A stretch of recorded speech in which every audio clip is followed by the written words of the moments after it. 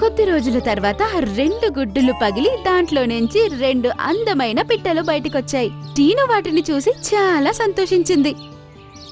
3వ గుడ్డు కూడా పగులుతుంది. అందులో ఒక చిన్న పిట్ట లోపలే కూర్చునుంది. ఆ పిట్ట చూడ్డానికి ఎరుపు రంగులో ఉంది మరియు చాలా అందంగా ఉంది.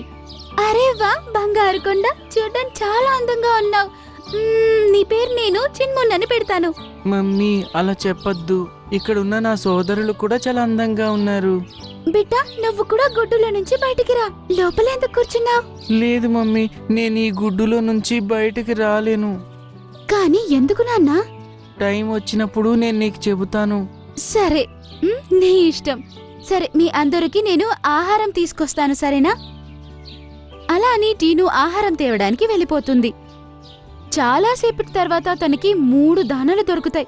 అరే, అట్లీస్ట్ ఈ 3 దానాలైనా దొరికాయి కదా. ఈ రోజు రాత్రి నేను తినకుండా పడుకుంటా, నా బిడ్డలైనా తింటారు కదా. అలా అని అనుకుని అది తన కాళ్లతో ఆ 3 దానాల్ని తీసుకుని అక్కడి నుంచి ఎగిరిపోతుంది. తీసుకోండి పిల్లలు, మీకోసం నేను ఆహారం తీసుకొచ్చాను. ముగ్గురు ఒక్కొక్కటి తినండి. కానీ మమ్మీ, మరి నువ్వేం తింటావు? ఇవి కేవలం 3 ఉన్నాయి. నానా, వచ్చే దారిలోనే నేను తినేశాను. మీరు తినండి. అది విని అందరికంటే ముందు చిన్మున్ ముందుకొచ్చి ఒక దానా తింటుంది. తినిన వెంటనే అక్కడ 2 దానాలు ప్రత్యక్షమయ్యాయి. మళ్ళీ చిన్మున్ ఇంకో దానా తింటుంది మరియు తక్షణం అక్కడ ఇంకొక దానా ప్రత్యక్షమవుతుంది.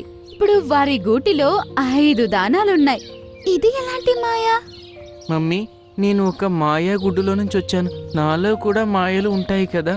ఇది దాని ఫలితమే. నేను దేన్నైతే తింటానో దాని స్థానంలో మరొక 2 వస్తాయి. అన్నీ చాలా సంతోషించాయి. టీను తన ఇంకో 2 పిల్లలకి కూడా ఆహారం తినిపించి ఇంకా మిగిలిన 2 దానాల్ని అది తింటుంది. చాలా చాలా ధన్యవాదాలు బిడ్డ.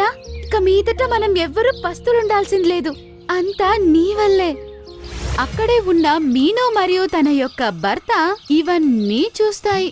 మీను, ఈ పిల్లోడైతే మన ఇంట్లో ఉండాలి. నేను ఈ రోజే ఆ పిల్లవాడిని మన ఇంట్లో ఉండేలా ఏర్పాటు చేస్తాను. అలా అని నవ్వుతుంది.